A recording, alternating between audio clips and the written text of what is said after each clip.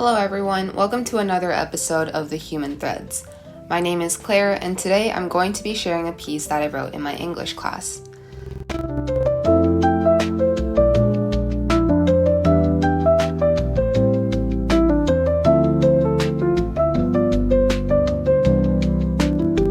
The story is derived from the Korean word Jeong, which means the bond that binds people, a connection that transcends words, a feeling of deep attachment that makes you want to protect, to understand, and to simply be present. As you can probably tell by the lengthy definition I just read aloud, this word is technically untranslatable. That's why I wrote this creative nonfiction piece to convey my own interpretation of this word, Jeong.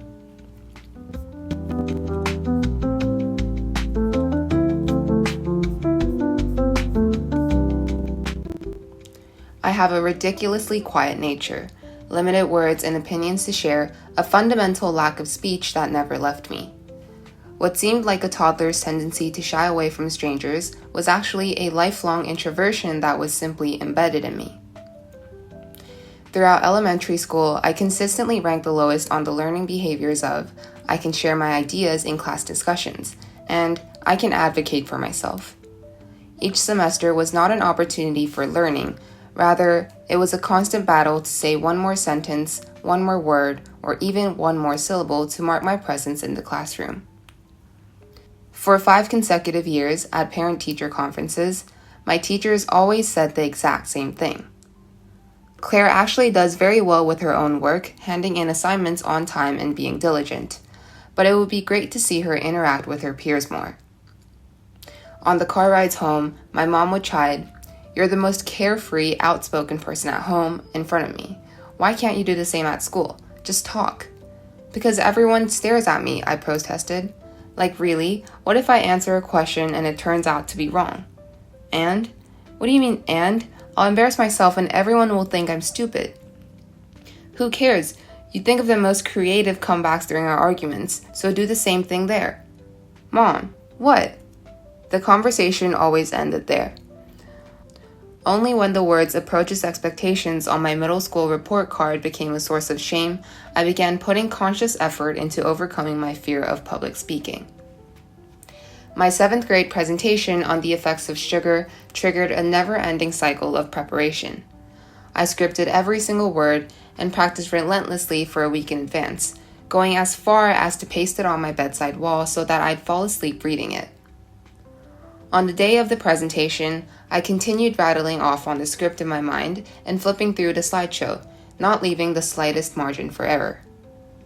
The presentation was ultimately a success, but it instilled a new notion that every subsequent presentation had to be prepared for in the same extreme way. So much of my time that, even as a middle schooler, I had the average sleep time of a high schooler. Then came real high school. GPA, APs, clubs.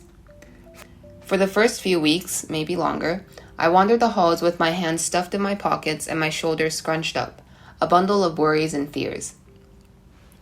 Once, at the dinner table, my mom cautiously brought up, "There's this student who graduated last year." Silence.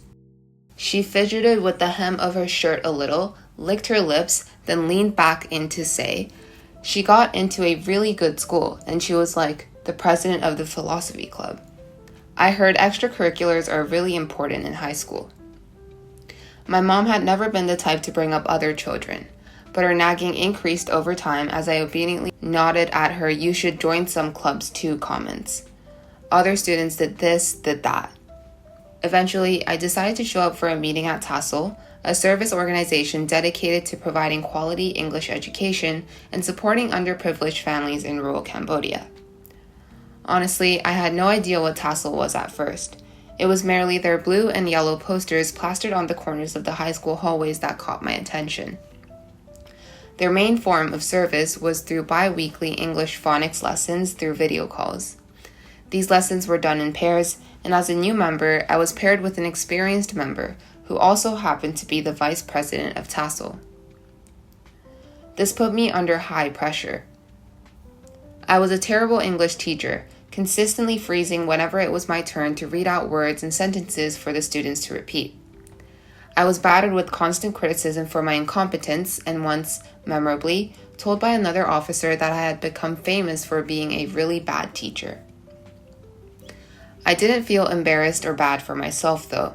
I carried shame for falling short of my role as a teacher. I discarded any justifications that I was a new teacher, that he should cut me some slack. I knew deep down that I had a problem, perhaps one just beyond my teaching skills.